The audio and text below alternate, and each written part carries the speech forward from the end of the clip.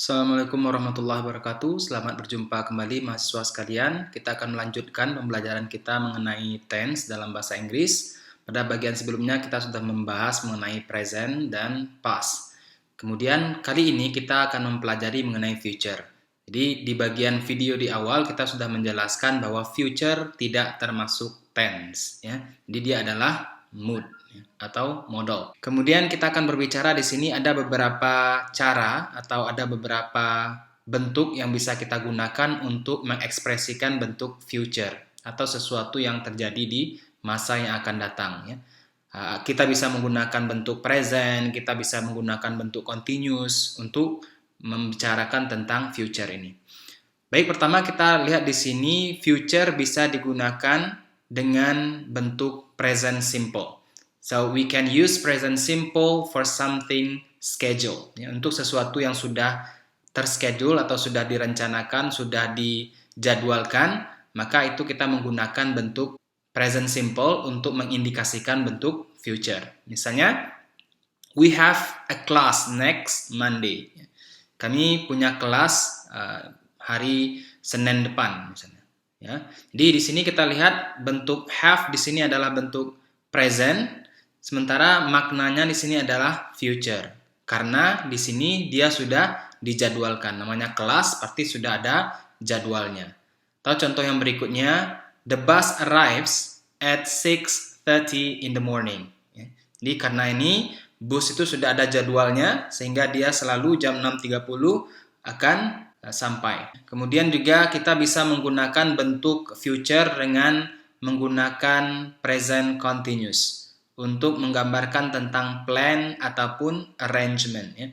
Jadi we use present continuous to indicate plan or arrangement in the future, ya. I'm playing football tomorrow. Jadi ini sebagai bentuk planning, ya, kita gunakan playing karena we have commit to do this, so we can use present continuous to indicate future. Kemudian they are coming to see us tomorrow. Jadi ini mungkin sudah dijadwalkan, sudah direncanakan, sehingga sudah menjadi sebuah kepastian, kira-kira seperti itu, ya. Berikutnya kita bentuk-bentuknya ada future simple di sini. Future simple biasanya digunakan untuk menggunakan pure future untuk menggambarkan sesuatu yang terjadi di masa yang akan datang. The baby will be born next month. Kemudian to express beliefs, expectation, hope, opinion about the future. I think Brazil will win. It will be a nice day tomorrow. I don't suppose she will be promoted now. I'm sure you will enjoy the film. Kemudian juga bentuk future simple digunakan untuk menyatakan willing to do something, ya. Keinginan untuk melakukan sesuatu, ya. Misalnya, I hope you will come to my party. George say he will help us. Berikutnya, bentuk future simple juga digunakan sebagai particular adverb. Biasanya dia ditemani bentuk particular adverb tertentu seperti probably, possibly, perhaps, ya, untuk menyatakan sesuatu yang tidak pasti. Contohnya, he will probably ask the general manager. This matter will probably not be raised before the commission's first meeting. Kemudian juga bentuk simple future biasa digunakan dalam bentuk conditional clause and time clause. Misalnya, he'll help you if you ask him. Ya, untuk conditional, ya, dia akan membantumu jika kamu memintanya. I'll tell him the news as soon as I see him. Kemudian juga bentuk future digunakan sebagai ekspresi promises ataupun offers, ya, untuk menyatakan promise, janji, ataupun offer. Ya, offer itu menawarkan. Misalnya, we'll send you an email. Kami akan mengirimkan Anda. Tim will be at the meeting. Ya, tim akan datang di rapat. Kemudian, going to is used for present intention and plans for the future action. Ya. Jadi untuk menyatakan future yang menyatakan present intention, kita gunakan going to. Ya. I'm going to pass my exam next week. I'm going to spend 2 weeks in Spain this summer. Ya. Going to is used to express subjective certainty on the part of the speaker. Itu menyatakan prediction. Ya. This boat is going to sink. Ya, jadi untuk menyatakan prediksi, mungkin dilihat ada tanda-tandanya, kemudian sesuatu ini akan mungkin terjadi, kemungkinan besar terjadi. So people predict about what will happen. So Anda bisa menggunakan going to. Ya. This boat is going to sink. Mungkin Anda lihat di sini penumpangnya terlalu banyak atau kapalnya tidak aman. So you can say this boat is going to sink. It's going to rain by the look. Anda lihat misalnya langit tiba-tiba awannya sudah mulai gelap sehingga Anda melihat ini kemungkinan besar akan hujan. So you say it's going to rain by the look. Kemudian ada bentuk future continuous. Future continuous seperti halnya present juga ada bentuk future continuous. Jadi kita memodifikasi bentuk mood dengan aspek continuous. Apa fungsinya? Pertama, for action that will be happen atau for action that will be in progress at certain time in the future. Sesuatu yang kita prediksikan akan terjadi pada masa yang akan datang, di spesifik waktu tertentu.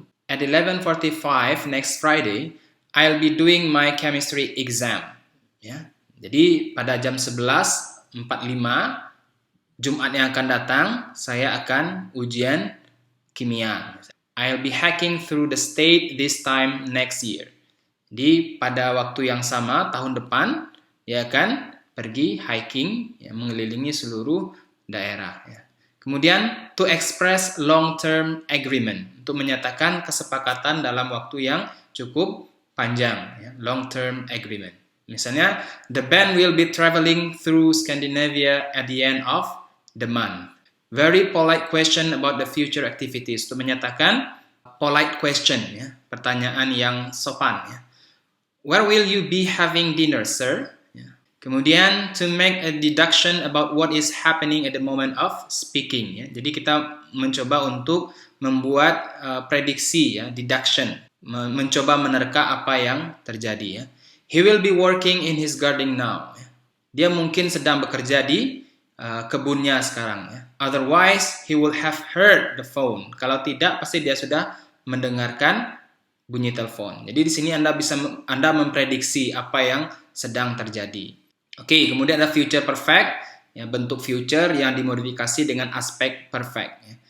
To describe action which we know, will or will not be completed by certain time in the future. Jadi untuk menyatakan kegiatan yang mungkin terjadi ataupun mungkin tidak terjadi di masa yang akan datang. Sama ini juga hampir mirip dengan prediksi. So you predict about something, what will happen in the future.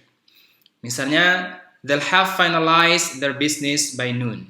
Will they have copied all the material by Friday morning? They won't have organized this course by the end of this year. Jadi mereka tidak bisa melaksanakan kelas ini hingga akhir tahun. Oke, kemudian ada bentuk future perfect continuous. Jadi bentuk future yang dimodifikasi oleh aspek perfect dan continuous. Fungsinya to describe continuous and repeated action which begin before a certain time in the future and will be probably continued after the time.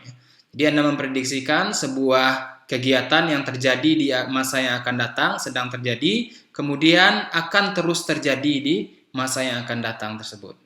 By the end of this year, we'll have been experimenting with this polymer for more than 3 months. Pada akhir tahun ini, kami akan telah bereksperimen dengan polimer ini selama lebih dari 3 bulan. How long will you have been living in that shack by the end of this year? By the end of this academic year, I'll have been teaching for 30 years. Pada akhir tahun akademik ini, saya akan telah mengajar selama 30 tahun. Baik, untuk video kali ini saya rasa cukup. Terima kasih atas perhatiannya. Assalamualaikum warahmatullahi wabarakatuh.